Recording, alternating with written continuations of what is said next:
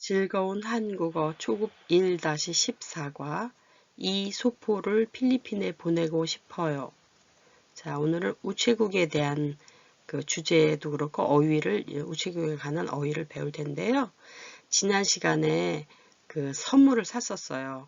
그래서 그걸 이제 포장을 꾸려서 우체국에서 이제 필리핀에 보내려고 하는 것 같으죠? 자, 어떤 내용인가 한번 보겠습니다. 자, 부모님 생신이 언제예요? 무슨 선물을 보내고 싶어요? 여러분은 우체국에서 소포를 보냈어요? 여기가 어딘가요? 우체국이에요. 우편 서비스 우체국, 포스트 오피스예요. 자, 선물이나 편지를 여기 가서 접수를 해야 되겠죠? 부모님 생신이 언제예요? 부모님 생신 선물을 보내려고 하는 것 같으죠? 무슨 선물을 보내고 싶어요? 지난번에 어떤 거를 샀을 거예요. 화장품을 샀는지 홍삼을 샀는지 샀을 거예요. 여러분은 우체국에서 소포를 보냈어요? 이제 어떻게 보내는지 지금 이렇게 질문이 나왔어요. 자, 우체국에 가면 이렇게 순번 대기표가 있습니다. 사람들이 많이 오면 누가 먼저 왔는지 알 수가 없어요. 그래서 이렇게 가자마자 번호표를 뽑아야 돼요. 그래서 순번대로 띵동 1번으로 오세요. 2번 창구로 오세요. 이렇게 안내가 되거든요. 그래서 가자마자 얘를 먼저 뽑으시고요. 그 다음에 내가 소포를 보내야 돼요. 이렇게 패키지 이렇게 싸야 되죠. 그러니까 내가 보내고자 하는 물건이 얼마나 그 크기나 이런 거에 따라서 무게에 따라서 상자를 골라야 돼요. 이 상자 규격으로 해야지 이게 이렇게 보낼 때 짐이 착착 쌓여져서 가지 둥글거나 뭐 이상한 모양이면 쌓아지지가 않죠. 그래서 이렇게 규격 사이즈가 있어요. 이렇게 1호, 2호, 3호 이렇게 상자가 있습니다. 박스. 소포 상자들이 이렇게 있고요. 그 다음에 가위가 있어요. 왜 가위가 있을까요? 이거를 테이프로 이렇게 했어도 막 흔들리거나 하면 이게 딱 개봉될 수가 있죠. 그래서 이렇게 끈으로 한번 또 묶어줘요. 이렇게 열 십자로 이렇게 하는 거 보셨죠? 이렇게 해서 이렇게 끈으로 이렇게 묶어주잖아요. 그래서 이렇게 끈도 필요하고 가위도 필요해요. 그 다음에요. 풀이 있죠? 풀도 붙여야 되죠. 왜냐하면 물론 요즘은 다 이렇게 그 접착에 붙어 있어요. 그런데 아닐 경우에는 또 편지 같은 경우는 붙여야 되죠. 그래서 풀이 있고요. 연필꽂이 안에 이렇게 펜이라든가 가위 이런 게 꽂아 있어요. 여기는 좀 나와 있지만 보통 여기다 다 이렇게 꽂혀서 이렇게 비치가 돼 있거든요. 테이블에. 그러면 사람들이 이걸 활용해서 포장을 다 했어요. 그럼 어디로 가요? 이 창구로 가서 여기 저울에다 달아야 돼. 이게 저울이죠. 여기 몇 킬로그램, 몇 그램 하죠. 그 다음에 요거는 다 꾸려진 거를 소포라고 해요. 그렇죠? 은행이나 또 병원이나 우체국에 가면 어떻게 해요? 번호표가 있어요. 한국에는요. 예전에는 우리도 없었어요. 그런데 사람들이 대기자가 많을 때 순서를 정하는 거예요. 그래서 번호표가 있습니다. 소포를 하기 위한 상자들 크기가 있어요. 그래서 거기 왔다 갔다 안내하시는 분한테 물어보면 몇 호를 사세요. 뭐 크기가 얼마야 하고 재보고 무게를 달아보고 할 거예요. 그럼 거기에 맞춰서 이 박스도 삽니다. 그 다음에 가위나 끈이 있어요. 그 다음에 풀도 있고요. 이렇게 다 꾸려진 거를 소포라고 해요. 소포를 가지고 어디로 가요? 접수대로 가서 여기 저울에다 올려놓고 무게를 재서 이제 보내는 거예요. 그럼 이제 이 사람들이 착 쌓아놔요. 여기는 어디 가는 거 싸서 이제 보내게 되겠죠.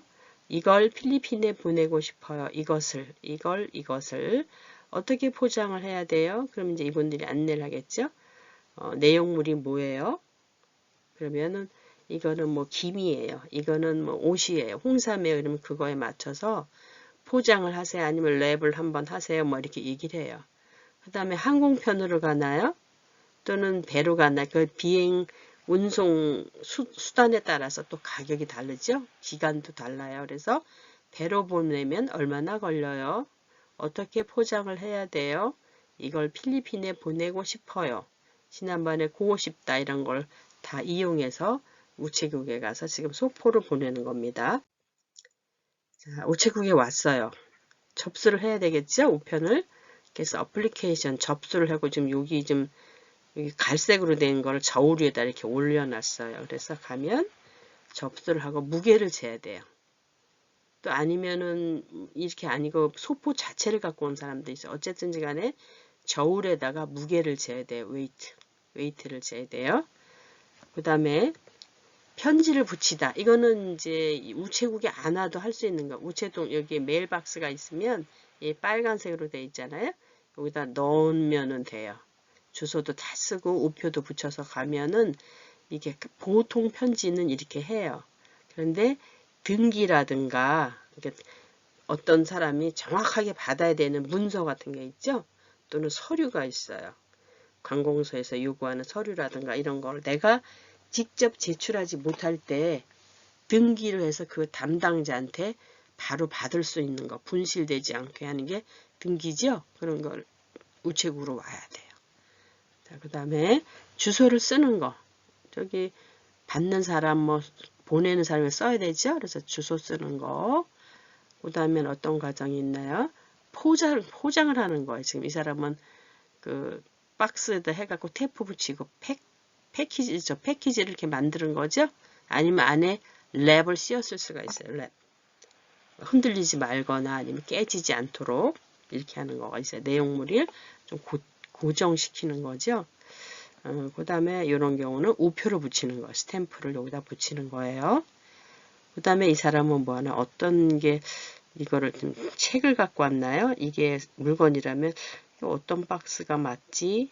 그리고 이제 흔들리면 안 되니까 그럴 때 랩 같은 걸 붙이는 거예요. 그래서 상자를 고르는 거예요. 그죠? 이런 과정을 알겠죠?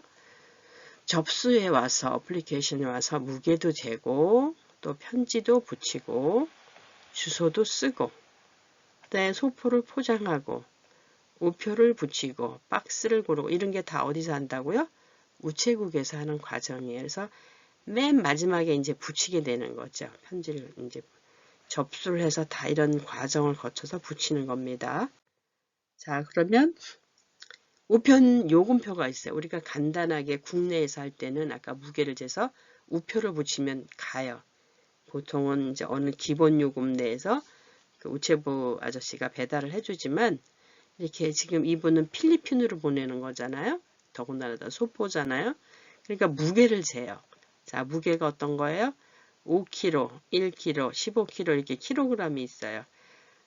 잘 진작이 안 가시면 우리 10kg 하면 그 쌀자루 이렇게 좀 작은 포장이잖아요. 그게 10kg예요. 꽤나 무겁죠, 그래도요. 5kg, 10kg, 15kg 이 정도는 손에다 들 수도 있지만 이런 건 이제 점점 무거워지는 거잖아요. 이거 무게예요, 무게. 그 다음 요금은 어때요? 돈이랑 관련된 거죠, 금액.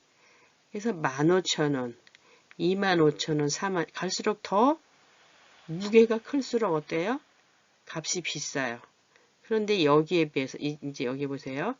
1번은 배편이에요. 여기 나오는 걸 갖다가 쓴 거예요. 여기는 비행기표예요. 그러면 어때요? 일본, 중국은 동양, 우리 한국에서부터 가까운 거리죠. 그리고 태국, 베트남, 몽골은 좀 멀어요. 그러니까 어때요? 가격이 비싸요. 배편으로 가는 이게 달라지죠. 배편으로 갈 때 거리가 가깝고 이러면 좀 저렴할 수 있지만 거리도 멀고 무게도 많이 나가고 하면 이렇게 비싸지는 거예요. 그리고 기간도 보세요. 배로 가면 느리겠죠. 뭐보다? 비행기보다. 비교 대상은 비행기보다. 그래서 2주, 3주 걸려. 거의 보름. 그렇죠. 그래서 내가 배로 보내도 괜찮은 거. 시간의 제약을 받지 않고 느려도 되는 거 같은 경우는 배편으로 보내도 돼요. 가격이 저렴하니까요. 그런데 내가 빨리 받아야 되고 그 날짜에 맞춰서 그 사람한테 축하의 의미가 담긴 거다 하면 돈이 좀 비싸더라도 비행기를 보내야 되겠죠? 왜냐하면 일본, 중국은 4일만이면 가는데 태국, 베트남, 몽골은 5일이면 가요. 근데 이거는 몇 주잖아요. 몇 주. 보름. 거진 반 달이 넘잖아요. 그러니까 내가 선택하는 거 좀 비싸더라도 이게 빨리 보낼 수 있는 거는 이게 가격과 무게에 따라서 요금이 다르다. 그거를 지금 여기 보여주는 거예요. 자, 그럼 우체국에 가시면 택배 영수증이 있어요. 이게 해외는 좀 요거랑 다르고요. 국내가 좀 이렇게 생겼어요. 그래서 이런 걸 보고 이제 보내라 하는데 잘 모르실 것 같아서 영어도 좀 찾아다 써놨습니다. 택배, 집에까지 딱 배달해 주는 거예요. 그러니까 얼마나 좋아요. 그래서 이건 등기 번호가 있어요. 잊어버리지 않게 분실돼도 요걸 보고 찾을 수가 있어요. 만약에 배달이 잘못됐다 하면은 이 서명을 받거든요. 사인. 그렇기 때문에 이 배달원이 그게 다 기록이 남아 있어요. 그래서 찾을 수가 있어요. 그런데 그냥 일반 이런 거는 그냥 없잖아요. 그래서 이게 등기번호가 항상 있습니다. 볼게요. 여기 보내는 사람, sender, 받는 사람, recipient라 그래야 되나? 이 발음을 제가 잘못하겠네요. 그래서 이거 받는 사람, receipt 이게 receipt 이런 게 저기 받는 쪽이니까 그렇게 되겠습니다. 그래서 보내는 사람과 받는 사람이 있으면 보내는 사람보다 받는 사람이 좀 더 자세하죠. 그리고 여기 포스탈 코드가 있어요. 그리고 여기가 받는 분 쪽이 글씨가 좀 더 커요. 이 수취인이 뭐예요? 받는 사람이에요. 그래서 받는 사람을 기준으로 하기 때문에 그런지 여기가 더 커요. 그리고 여기도 물론 이렇게 주소를 번호를 적었어요. 전화번호를. 근데 여기는 반드시 적어줘야지 이렇게 찾기가 좋아요. 그래서 등기할 때는 이렇게 연락처, 요즘 핸드폰으로 하면 다 추적되잖아요. 그래서 이런 거하고 주소 이렇게 해요. 그래서 이 사람은 지금 서울 송파구 137 어쩌고 나가는 거나 송파구구나. 여기는 용산구구나. 강북이고 강남이에요. 그래서 이렇게 우편 포스탈 코드가 있고요. 주문하는 사람은 지금 이 사람이에요. 이 사람도 아니고 이 사람도 아니에요. 이거는 HP 핸드폰이 이렇게 된 거 보니까 송파에서 아마 판매하는 사람이 이거를 구입해서 이 사람한테 하는 것 같아요. 그러니까 이거를 쇼핑몰이라고 생각하시면 돼요. 일종의. 그래서 이 사람이 주문을 하고 이 사람한테 배달해 주세요 하는 내용이에요. 그래서 중량은 2kg인데 2,500원이에요. 그리고 등기번호가 반드시 있어요. 그래서 요걸 보고 찾는 겁니다. 그래서 만약에 안 왔어요. 배달이. 이 사람은 보냈다고 나한테 전화나 문자가 왔는데 안 왔죠? 그럼 여기다 전화를 해요. 신청 및 배달 안내. 이게 콜센터거든요. 그래서 그러면 등기번호가 뭔데 하고 물어봐요. 근데 이 사람은 잘 모르잖아요. 그럼 이 사람한테 물어봐서 이렇게 보내는 사람이 이 등기번호 이런 걸 딱 알려주면서 언제 갈 거야 이렇게 딱 하면 이걸 알려주면 아니면 이 사람이 대신 전화를 하겠죠. 내가 며칠 날 보냈는데 왜 안 갔어요? 그럼 등기번호가 뭐예요? 이러면 다 찾을 수가 있어요. 그래서 지금 내용물은 뭐예요? HP 잉크예요. 검정 잉크 외 2건에서 여기다 이런 내용을 지금 보낸 거예요. 그래서 우리 이런 경우가 많죠?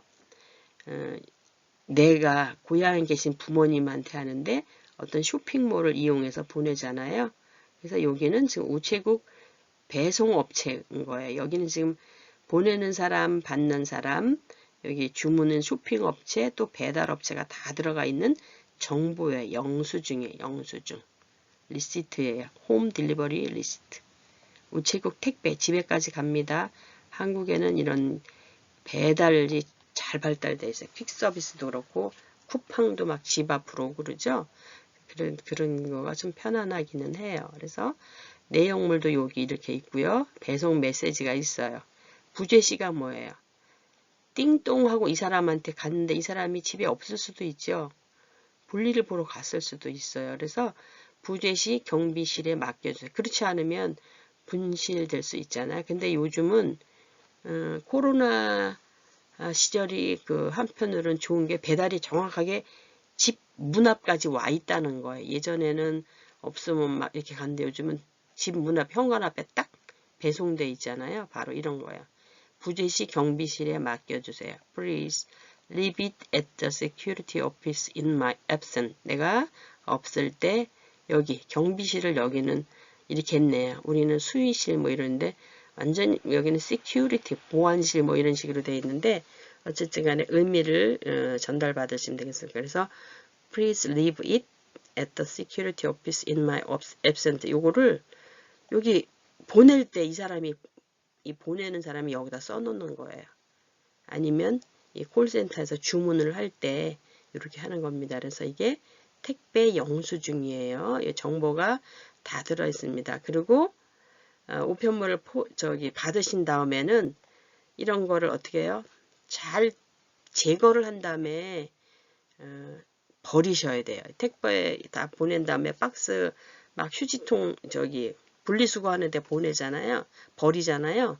근데 보면 이런 거 다 붙여 있는 경우가 있거든요. 이러면은 이 사람이 정보들이 나가니까 이런 건 반드시 없애고 분리수거 하시면 좋겠습니다. 자, 그러면 이제 표현을 배워보겠습니다. 포장하는 방법에 내가 이제 소포를 필리핀에 보내고 싶다고 해서 우체국에 갔어요. 그러면 우체국 직원한테 물어봐야 되겠죠. 이거 어떻게 해야 돼요? 화장품을 필리핀에 보내려고 해요. 어떻게 해야 돼요? 화장품이니까 어때요? 튜브나 아니면 유리병일 수도 있어요. 그러니까 이런 거는 포장을 아주 잘해야 돼. 이걸 어떻게 포장해야 돼요? 이걸 어떻게 싸요? 랩 같은 걸 싸야 돼요. 그런데 나올 때 보면 깨지기 쉬운 거라든가 이런 거는 이미 그 회사에서 잘 포장되어 있어요. 그 박스를. 그래도 이제 그 컨텐츠 내용에 쓸 때 화장품에 뭐에 하면서 이 우체국 직원의 안내에 따라서 이걸 다시 써야 되겠죠. 그래서 어떻게 해야 돼요? 어떻게 포장해야 돼요? 어떻게 싸야 돼요? 이런 말들이에요. 싸다라는 말 알죠? 보따리 싸다 뭐 이렇게 크게 싸는 거를 싸다 이렇게 말하죠. 그래서 어떻게 싸야 돼요? 포장 방법도 물어봐야 돼요. 잘 포장해야 돼요. 이건 우체국 직원이겠네요. 상자에 넣으세요. 상자도 어때요? 아까 1호, 2호, 3호 그 규격 사이즈에 맞게 해야지 내가 물건은 작은데 너무 큰 막 흔들리고 안 되잖아요. 그리고 내 거가 물건이 큰데 이게 안 되면 찢어질 수가 있잖아요. 그러니까 그 호수에 대해서 메토를 사세요. 뭐 이렇게 안내를 해줄 거예요. 그리고 테이프로 잘 붙이세요. 그리고 테이프도 붙였는데도 좀 약간 좀 불안하다. 그러면 아까 뭐 있었어요? 끈 있었죠? 끈으로 한 번 더 십자로 이렇게 묶어주면 좀 안전해요. 그리고 이렇게 박스 가장자리를 태핑 처리하면 좀 더 안전하겠죠. 그 다음에 상자에 이름과 주소를 쓰세요. 아까 썼었죠? 그 포스트 영수증에다 쓸 수도 그게 나와요. 영수증 기표지라고 해갖고 보내는 그게 나와요. 그럼 그 사람들이 스매거다 탁 이렇게 뒤를 제거하고 붙이면은 그 풀 접착제가 벌써 다 붙어 있어요. 그래서 이렇게 하시면 되고요. 포장 방법에 물을 때 잘 포장해야 돼요. 상자에 넣으세요. 테이프로 잘 붙이세요. 지금 잘자가 지금 계속 들어가 있죠? 상자에 이름과 주소를 쓰세요. 이름과 주소 또 요즘은 핸드폰 번호를 많이 씁니다. 혹시 분실이나 이렇게 찾기 쉽게 하기 위해서 이렇게 써요. 직원에게 보내는 방법을 물어보거나 말할 때 배로 보내면 얼마나 걸려요? 비행기로 보내면 얼마나 걸려요? 받는 사람이 언제 받을지 이제 가늠해 보려고 그러는 거죠.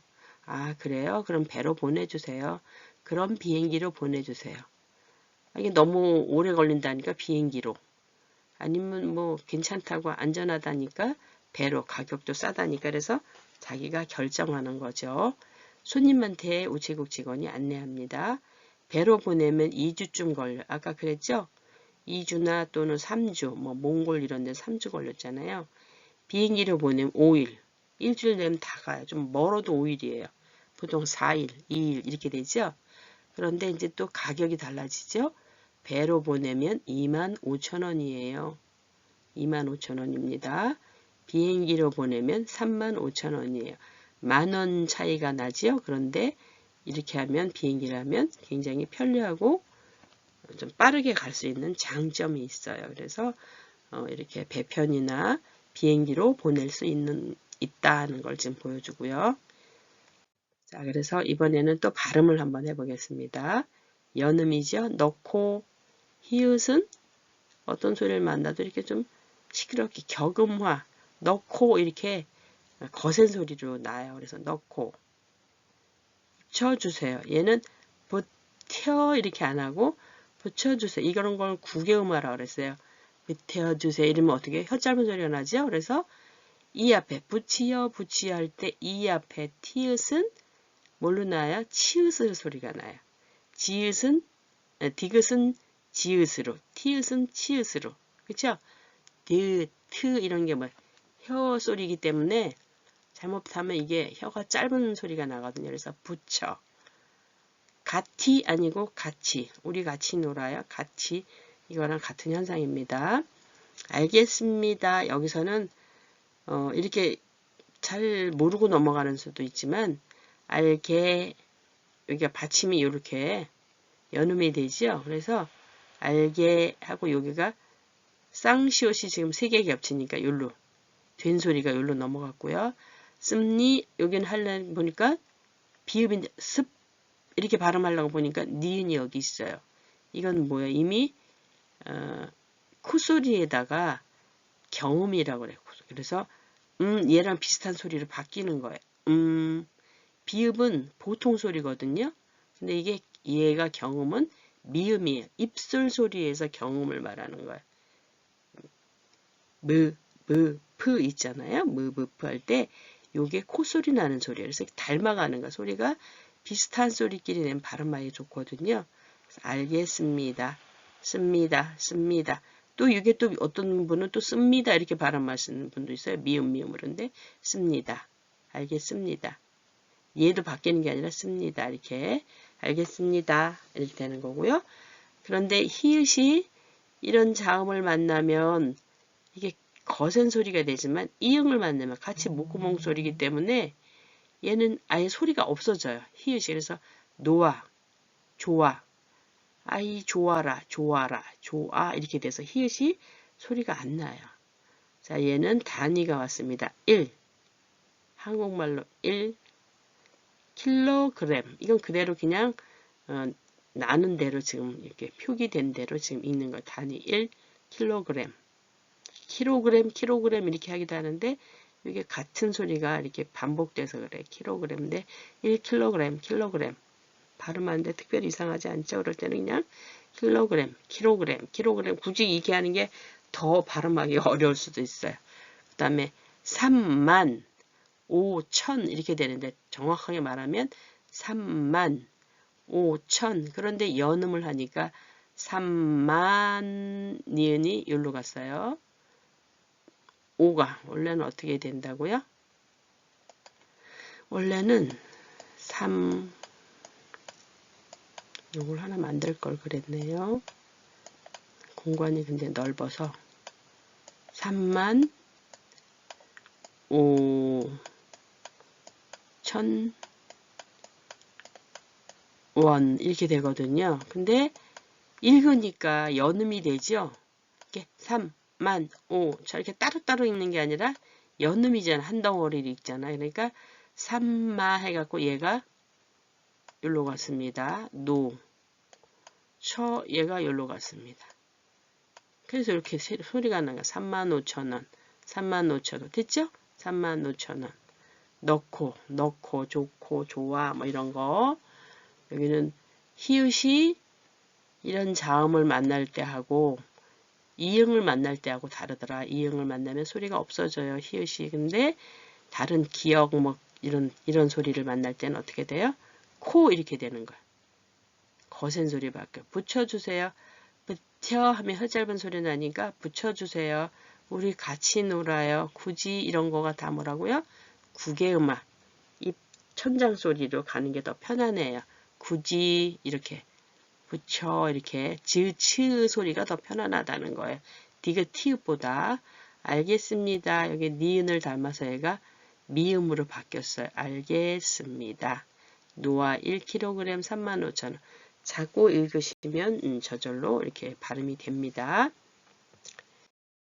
자, 오늘도 수고 많으셨고요. 오늘은 우체국에 관한 어휘를 배워봤습니다. 이미 다 알고 있어서 그답지 어렵지 않았을 것 같아요. 그런데 우체국에 아직 혹시 한 번도 안 가보신 분들은 좀 도움이 되겠네요. 네, 오늘도 수고 많으셨습니다.